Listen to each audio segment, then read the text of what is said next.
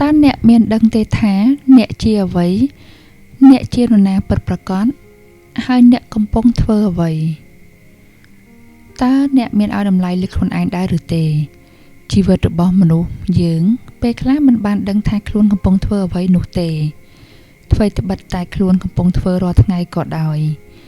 ការធ្វើអ្វីមួយត្រូវប្រើគំនិតឲ្យបានច្រើនកុំរវល់តែឆ្លួតវង្វេងនឹងការប្រើកម្លាំងកាយនិងជំនាញដែលខ្លួនមានឲ្យសោះមនុស្សភាគច្រើន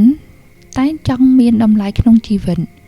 ប៉ុន្តែពួកគេបែរជាបន្ទាបខ្លួនឯងជាជាងលើកដំកើងខ្លួនឯងទៅវិញតម្លៃរបស់មនុស្សបានមកដោយការលើកដំកើងខ្លួនឯងមិនមែនបានមកពីការសុំអ្នកដទៃនោះទេការគិតគឺជាអ្នកកំណត់ជោគវាសនារបស់មនុស្សម្នាក់ហើយក៏ជាអ្នកបង្កើតនៅទំហំនៃលទ្ធភាពរបស់មនុស្សផងដែរការដែលមិនអាចធ្វើអ្វីធំដុំបានមិនមែនមកពីអ្នកគ្មានសមត្ថភាពធ្វើនោះទេប៉ុន្តែមកពីគេគ្មានការយល់ដឹងអំពីការប្រើគំនិតឲ្យបានត្រឹមត្រូវមនុស្សភាគច្រើនប្រើគំនិតតូចទាប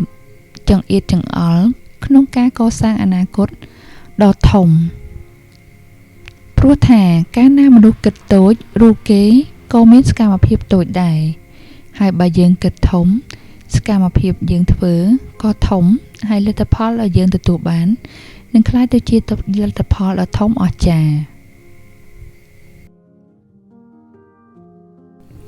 មនុស្សគឺជាសត្វដែលមានសមត្ថភាពអស្ចារ្យគ្មានដែនកំណត់រហូតមកដល់សម័យមានបច្ចេកវិទ្យាជឿនលឿនយ៉ាងនេះទៅហើយមិនទាន់មានអ្នកប្រាជ្ញខាងបច្ចេកវិទ្យាណាអាចរកឃើញឬបង្កើតបាននៅឧបករណ៍វាស់ដឹងអំពីសមត្ថភាពរបស់មនុស្សបានឡើយទោះជាមានការវាស់ស្ទង់កម្រិតបញ្ញាតាមរបៀប QIQ យ៉ាងណាក៏ដោយក៏មិនមានការទទួលស្គាល់ថាជាការពិតនោះដែរយ៉ាងណាខ្ញុំក៏ជាមនុស្សម្នាក់មិនទទួលស្គាល់នៅការវាស់វែងកម្រិតបញ្ញាមនុស្សតាមរបៀបនេះផងដែរនៅសាលារៀនគ្រូបណ្ដុះបណ្ដាលឬសញ្ញាបត្រក៏រឹតតែមិនមានឧបករណ៍សម្រាប់វាស់ស្ទង់សមត្ថភាពរបស់មនុស្សផងដែរនៅលើលោកនេះមានតែឧបករណ៍មួយគត់ដែលអាចវាស់វែងសមត្ថភាពរបស់អ្នកបាននោះគឺការគិតរបស់អ្នកដែលអាចវាស់សមត្ថភាពរបស់អ្នកបានគឺមានតែអ្នកខ្លួនឯងប៉ុណ្ណោះ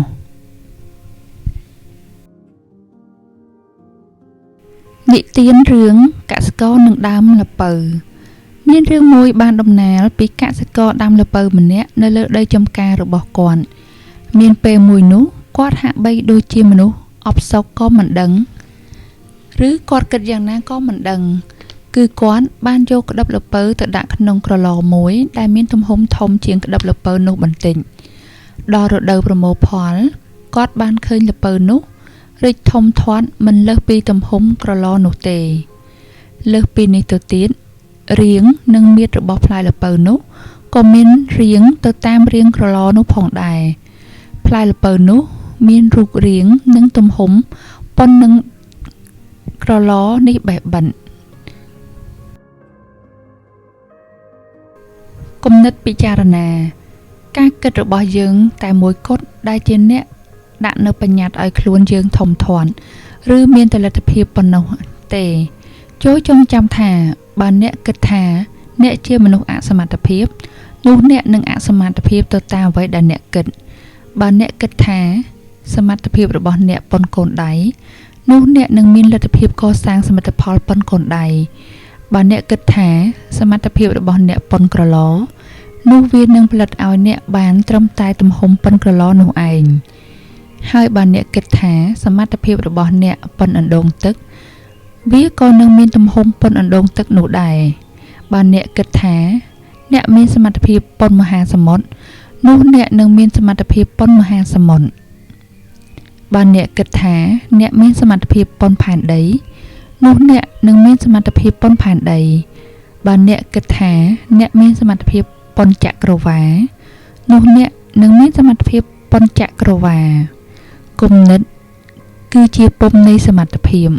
ជំនឿគឺជាទំហំនៃសមត្ថភាពរបស់មនុស្ស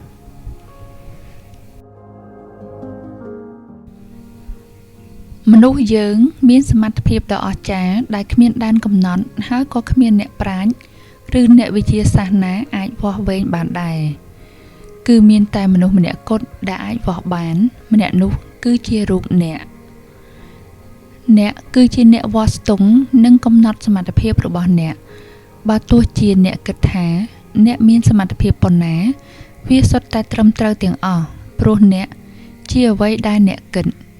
ហើយសក្តានុពលនិងសមត្ថភាពរបស់អ្នកក៏នឹងលូតលាស់ធំធាត់ទៅតាមការគិតរបស់អ្នកផងដែរការជឿមានឥទ្ធិពលយ៉ាងខ្លាំងមកលើទង្វើរបស់យើងមានសុភាសិតបរទេសមួយឃ្លាពោលថាជំនឿចិត្តអាចរំកិលភ្នំបានពំនោនេះមានន័យថាប្រសិនបើអ្នកមានជំនឿចិត្តមុតមាំសមល្មមគ្រប់គ្រាន់ហើយនោះអ្នកអាចធ្វើឲ្យសម្រេចបាននៅអ្វីដែលអ្នកគិតថាលំបាកឲ្យតែការដែលអ្នកមានជំនឿលើខ្លួនឯងនោះយើងប្រកាសជាអាចធ្វើគ្រប់យ៉ាងបានយ៉ាងល្អមនុស្សមានលទ្ធភាពមនុស្សមានសមត្ថភាពនិងមនុស្សមានសកម្មភាពទៅតាមអ្វីដែលពួកគេបានគិតហើយគេប្រកាសជាទទួលបានលទ្ធផលទៅតាមជំនឿរបស់គេជំនឿជាក់គឺជាព្រំដែននៃសមត្ថភាពខួរក្បាលគឺជាប្រព័ន្ធប្រសាទមួយមាននាទីជាអ្នកឃ្លាំងស្តុកព័ត៌មានដែលបានទទួលពីឥន្ទ្រាយារម្មណ៍ទាំង5ហើយក៏ជាកន្លែងធ្វើការត្រិះរិះពិចារណាវិនិច្ឆ័យទៅលើរឿងរ៉ាវសពបែបយ៉ាងដែលគ្រឿងស្រូបទាំង5របស់យើងមានជាអានដូចជាត្រចៀកភ្នែកច្រមុះអណ្ដាតនិងស្បែកជាអ្នកនាំពាក្យឲ្យយើងខួរក្បាលមានសមត្ថភាពស្តុកទុកនិងធ្វើការបកប្រែព័ត៌មានដែលទទួលបានក្នុងបរិមាណច្រើនបំផុតលឿនបំផុតនិងគ្មានព្រំដែនកំណត់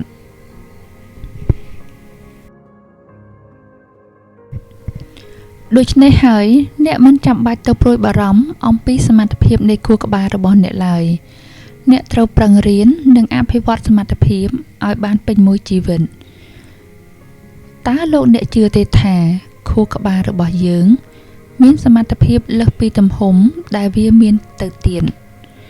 តាមការសិក្សាស្រាវជ្រាវជុំវិញប្រធានបទខួរក្បាលដែលធ្វើឡើងដោយអ្នកវិទ្យាសាស្ត្រល្បីៗជុំវិញពិភពលោកបានលើកឡើងថាទោះបីជាខួរក្បាលមានទម្ងន់ប្រមាណត្រឹមតែ1គីឡូ2ខាំតែភាគរយនៃទម្ងន់របស់មនុស្សទាំងមូលក៏ដោយតែវាបានប្រើប្រាស់ថាមពលប្រមាណ 20% នៃថាមពលទាំងអស់របស់មនុស្សម្នាក់ៗអាស្រ័យលើរបបកំហើញនៃការស្រាវជ្រាវនេះខួរក្បាលរបស់យើងមានសមត្ថភាពនិងថាមពលដែលមិនអាចមើលរំលងបាន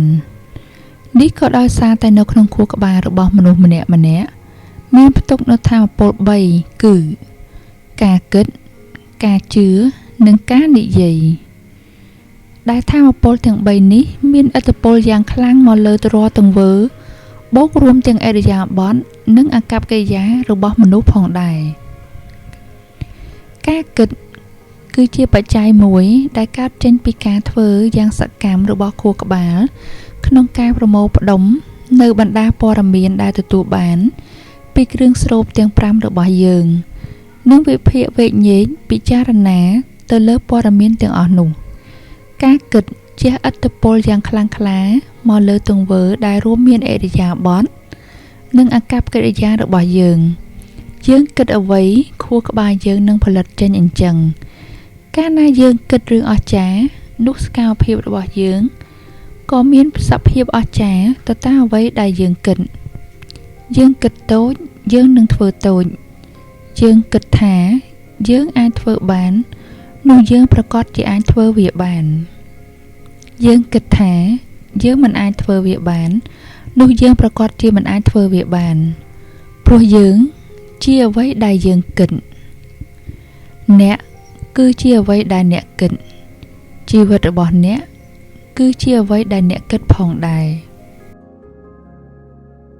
សូមកុំដាក់ទ្រង់ខ្លួនឯងមនុស្សគឺជាសត្វម្យ៉ាងដែលកើតមកលើផែនដីមានរាសីខ្ពស់ជាងគេ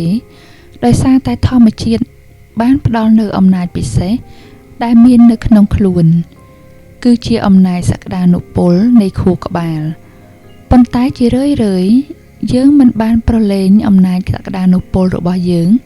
ធ្វើអ្វីទៅតាមអំពើចិត្តទេ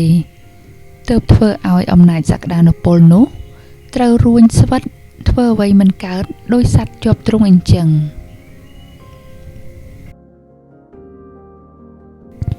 និទានរឿងសត្វស្វាក្នុងទ្រុងជាឧទាហរណ៍ព្រានម្នាក់បានដាក់ចំណីបញ្ឆោតសត្វស្វាឲ្យចូលទ្រុង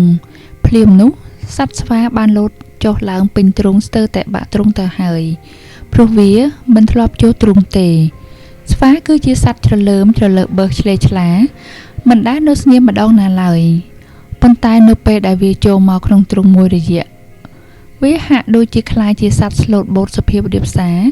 នៅស្ងៀមមិនធ្វើសកម្មភាពអ្វីទាំងអស់នេះមកពីវារោច្រកចេញមិនឃើញការដែលរົບជាប់ភ្លាមវាមានការរៀងចាបាក់ស្បានគិតថាខ្លួនគ្មានសមត្ថភាពអាចទម្លុះទ្រុងហែកទ្វារចេញបាននោះទេ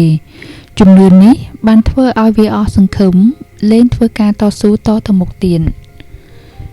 គំនិតគួរពិចារណាមនុស្សយើងមានអំណាចសក្តានុពលដ៏ខ្លាំងក្លាស្វាហាប់បំផុត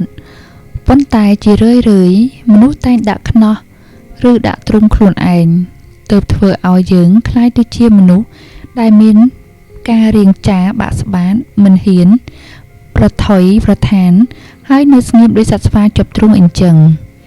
ដូច្នេះដើម្បីឲ្យអ្នកខ្លាចជាមនុស្សមានសក្តានុពលឡើងវិញគ្រាន់តែដោះស្រាយយកស្វាចេញពីទ្រុងជាការស្រេចមានន័យថាយើងត្រូវរលាស់ខ្លួនចេញពីការចាក់សោនៃគំនិតអវិជ្ជមានចំពោះខ្លួនឯងនេះហើយដែលជាទ្រុងដាក់ជាប់ឃុំសក្តានុពលរបស់ខ្លួនឯងនៅពេលដែលអ្នកចាប់ផ្ដើមធ្វើអ្វីមួយចូលកុំគិតថាអ្នកធ្វើវាបានត្រឹមតែកម្រិតណាមួយនោះឲ្យសោះអ្នកត្រូវគិតថាអ្នកអាចធ្វើវាបានតាមបំណងប្រាថ្នា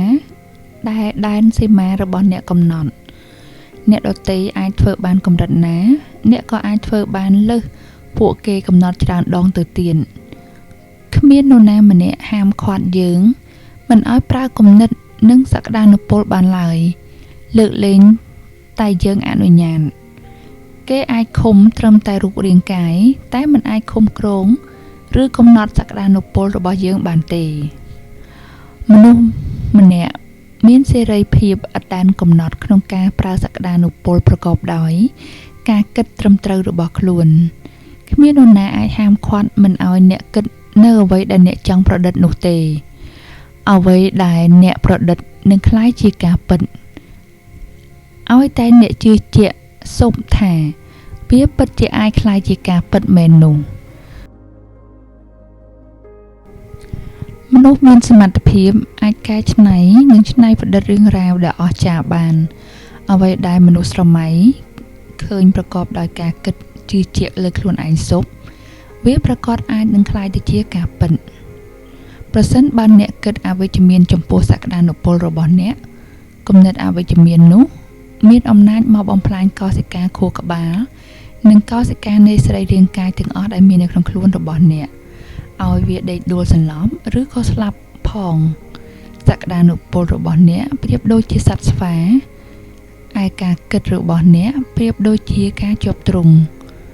ទោះជាមានសក្តានុពលអស្ចារ្យយ៉ាងណាក៏ដោយគំនិតអវិជ្ជមានអាចបំផ្លាញឬសង្កត់សក្តានុពលរបស់អ្នកទៅវិញប្រសិនបើអ្នកចង់មានសេរីភាពនៃសមត្ថភាពដ៏ធំធេងអស្ចារ្យគ្មានដែនកំណត់នោះអ្នកមិនត្រូវចាប់ខ្លួនឯងដាក់ទ្រុងនៃគំនិតនោះទេអ្នកត្រូវកំទេចរបាំងនៃគំនិតអវិជ្ជមានចេញហើយប្រឡែងការគិតឲ្យចេញដំណើរដោយសេរីស្របតាមក្របលក្ខខណ្ឌនៃភាពត្រឹមត្រូវ